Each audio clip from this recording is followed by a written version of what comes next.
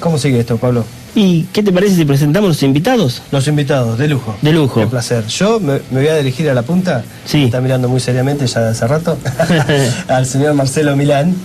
Sí. Marcelo Milán, que pásale el micrófono, por favor, ahí. Y así dice unas palabras. Buenas tardes, Marcelo. Y Buenas tardes, chicos, y a toda la audiencia del metal.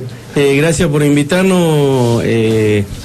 Muy contento. Y bueno, el metal, voy a explicar en qué año más o menos lo empecé a escuchar yo. En el año 79, a partir de un programa que esperábamos los días domingos sobre las 20 horas, que se ponían el Canal 10 de Mar del Plata en contacto con Canal 13 de Buenos Aires, y podíamos ver algo de metal. Te pasaban algo de pop, pero bueno, claro, era algo mezclado. Y ahí empecé a conocer y me empezaron a gustar bandas como Purple, Zeppelin, Sabbath, algo de Creedence también.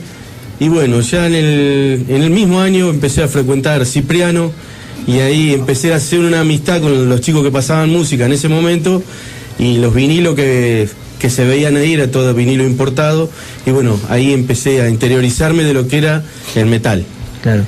Después me hice amigo de una familia, la familia Saldaña, de Marcelo, Darío, Gustavo, y nos juntábamos todos los días en la casa de la familia Saldaña a escuchar esta música. ¡Qué castigo! Y ahí nos fuimos interiorizando a full. Soy testigo. A full de todas las bandas. Pero bueno, muy lindo. Y ahora tengo el orgullo de que mis hijas sigan escuchando esta música también. Marcelo, ¿qué te llevó a escuchar heavy? O sea, si bien escuchar otras bandas, otro estilo musical, ¿qué te llamó del heavy metal? ¿La fuerza, la guitarra distorsionada? No sé, algo te llamó, algo te hizo clic en la cabeza diciendo esto es lo que me gusta. O sea, algo tiene que haber, seguro, algo hay. El talento y los grandes músicos que tienen, que yo no los comparo con nadie, y no va a haber nadie que los iguale. Todo lo que sea metal, sí, impresionante. Con Marcelo hemos compartido también recitales. Claro, sí, seguro. ¿Vos lo conocés? Sí, yo lo conozco, sí, de pasado. Viste que Valcarce es chico y todo el mundo se conoce acá. No, vos sabés que yo escuché una frase, perdóname, Marcelo. Sí. No sé en qué parte de mi vida, en algún que otro año, la escuché y dice que se nace para escuchar rock. No es que te haces o lo descubrís, claro, sí. Me empecé a escuchar rock pesado porque me gustaba la guitarra. No, se nace para escucharlo. Como se nace también para escuchar cumbia, o como se nace para escuchar reggaetón. ¿Sí? ¿Me entendés? Si no, no existiría toda esa historia. Se nace. Bueno, lamentablemente, ¿no? Bueno, también otra anécdota, ya por el año 83, 84, cuando con Raúl hicimos la concreción en Olavarría, yo con una radio muy pequeña, todas las noches escuchaba un programa de Elizabeth Bernás y Lalo Mir, en una radio de Buenos Aires, AM, y era todo relacionado con el metal, pero todas las noches pegado a la radio, y no me perdí un programa de Lalo. Perdóname, Marcelo, ¿qué año dijiste? 83, 84. ¿1008? No. Así que bueno, ese programa para mí era la misa del rock. Exactamente, como escucharlo a Badía o a Mancuso, a la Mancuso, al Ruso Berea, en La Plata. Fueron muchos programas que quedaron en nuestra mente, ¿no? Sí.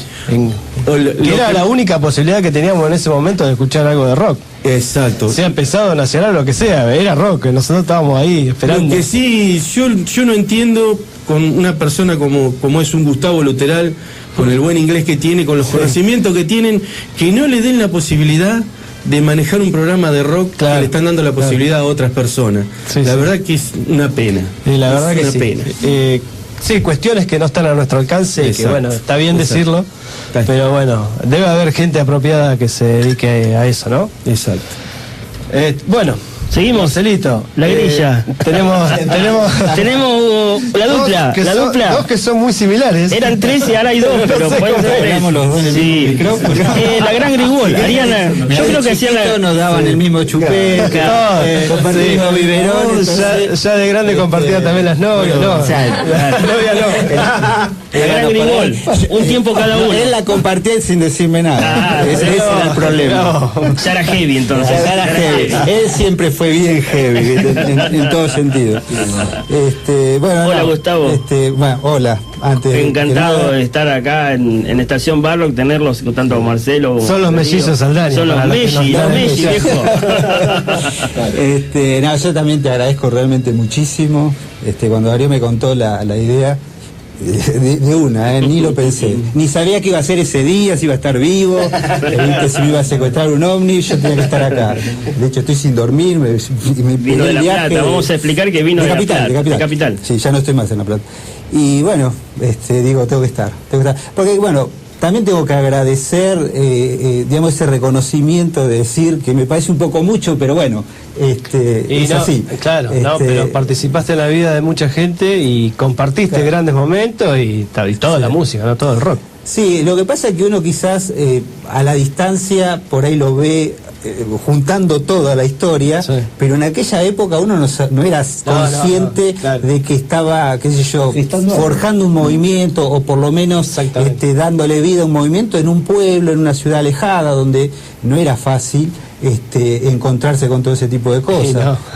Yo, bueno, usted hizo una pregunta de cómo él se involucra y empieza con todo esto, y yo debo decir que el culpable nuestro, o sea, de por qué nosotros estamos acá y por qué hace años que estamos en esto, es de él. La culpa es toda de Marcelo Milán, así que por favor, si hay algún móvil policial por acá cerca, lo viene a buscar.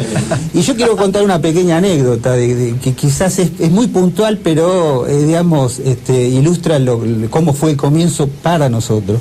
Nosotros, digamos, en aquella época escuchábamos un poco de todo, éramos muy eclécticos, rock nacional, bandas internacionales, escuchábamos, qué sé yo, por ahí Police, Yes, Queen.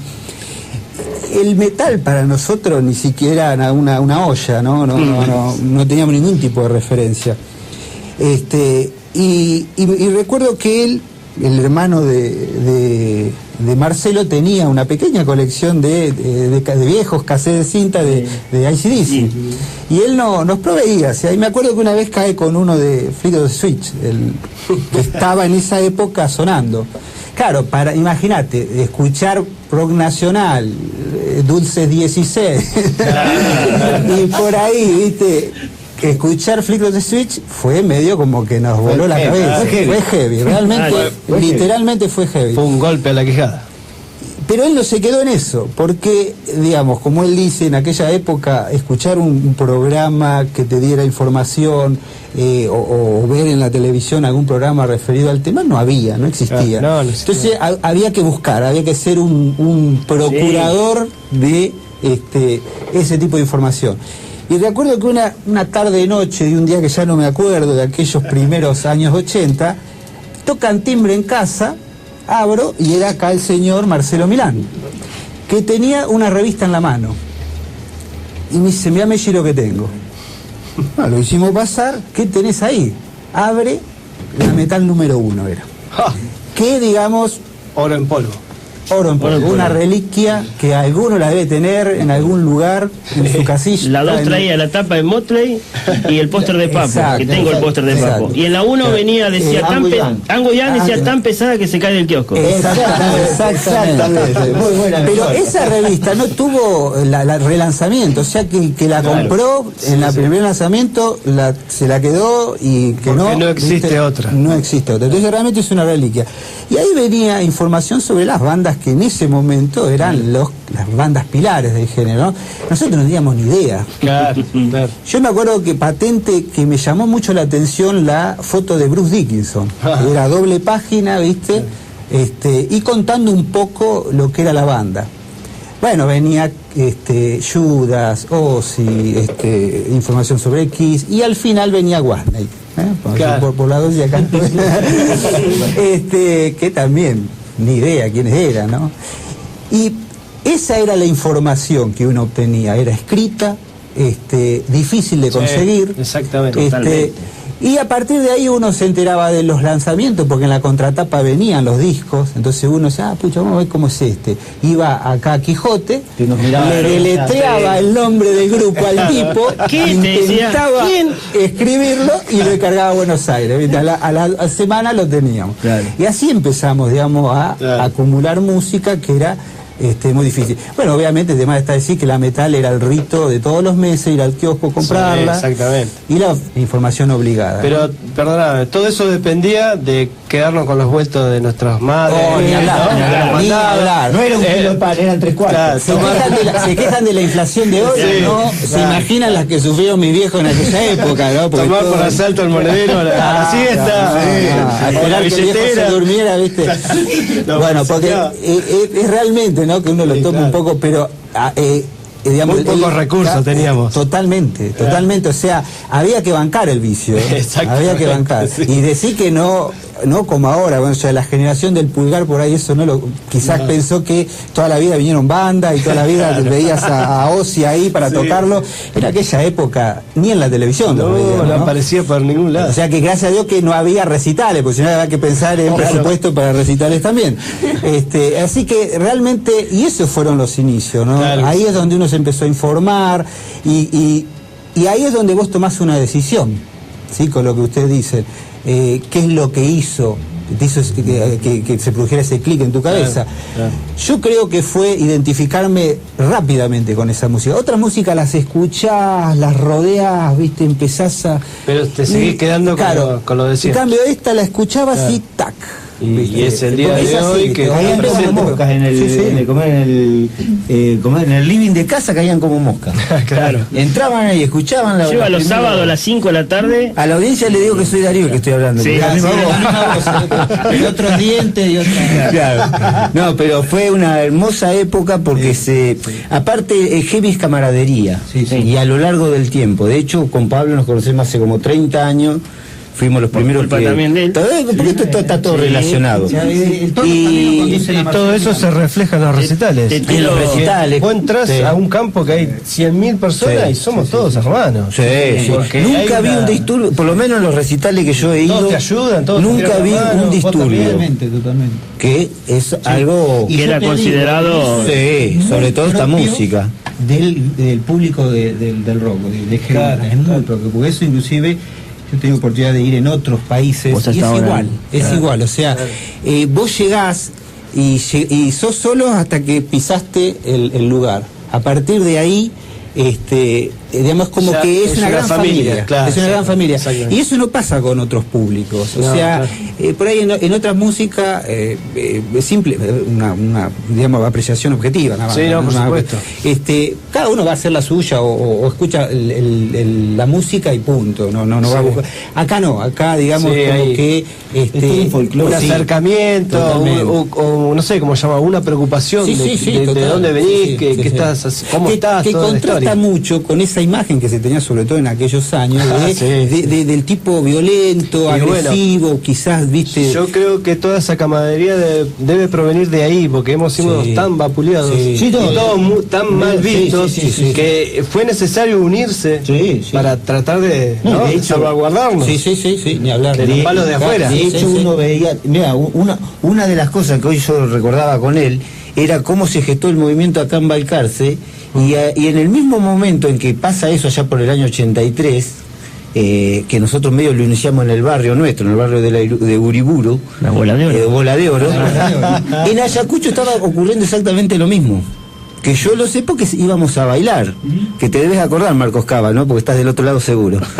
Íbamos a bailar y allá encontramos también un grupete de gente que estaba intentando llevar adelante esta movida. Claro. Que también hay otra cosa, que no fue solamente musical, sino también que fue estética, que ahí es donde viene el clic de la cuestión. Fue un género, a mí me hizo vestir de las formas más variadas y exóticas para la época. Y de llevarme los más exóticos, chapitas abrazadas atrás, ¿viste? Seguro. Pero bueno, si había que vivirlo, como yo entiendo las cosas con pasión se viven a fondo. Exactamente. Y no te interesa ni te no solamente escuchar y salir de saco y corbata. Yo salía como era el movimiento. Claro. ¿Me entendés? Que lo dieron los 80, sí. Porque esto estamos hablando de heavy metal. Sí, sí, rock pesado. Sí. Tuvo Purple, tuvo Zeppelin. Son más 70. Claro. Pero el heavy metal adosó también la vestimenta, las tacha, el cuero. Las tachas, y eso cuero. Vino recién en la década del 80. En la década, después del 84, donde se masifica. Claro. Y más que nada en estos pueblos. Ahí ya empezaron a pintarse las uñas. Bueno, no llegué a tanto. Me puse camisolita rosa, ¿viste? Había que depilarse las piernas para ponerse a cancán. Algunos quedaron. Obvio que quedaron. No, ojo que llegué a ponerme remeritas de leopardo. Había que ser muy macho, Yo recuerdo una anécdota en Ayacucho, o sea, nos vestíamos con lo más, ¿viste? Loco. Sí, éramos un semáforo, ¿viste?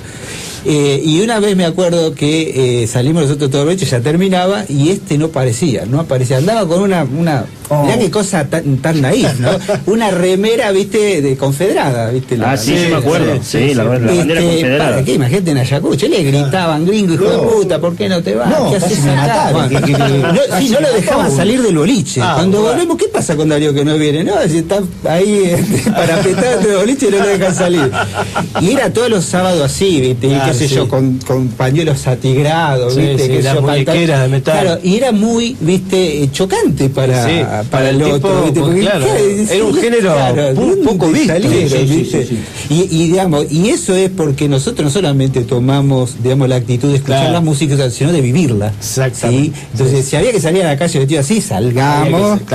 Y bueno, pero es así. Pero todo tiene un origen. ¿Y vale, por supuesto. Hoy por hoy, por eso están acá. Por eso están acá. Carla nos mira como diciendo esto. ¿De dónde? ¿Qué es eso? ¿La bola de oro? ¿Por qué no se la robaron?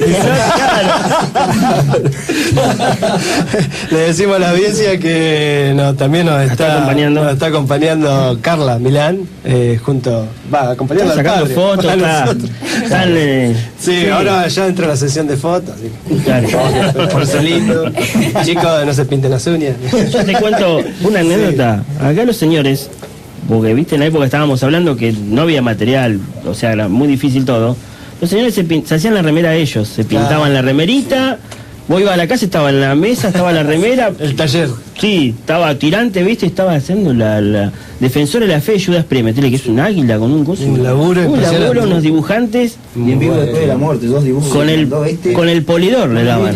Con el polidor. ¿Qué me viene a decir la remera de tanto? Más, hubo un par de parches, ¿viste? Que como no tenía la pintura para acuarina, lo hice con óleo, no se secó nunca. Creo que todavía está fresca la pintura, ¿viste? No te podía apoyar en ninguna pared, ¿viste? No te podían saludar, ¿viste? Así de abrazo porque pero sí, ¿viste? Es un poco por los recursos, a veces escaseaban, entonces agarrar lo que había, ¿viste?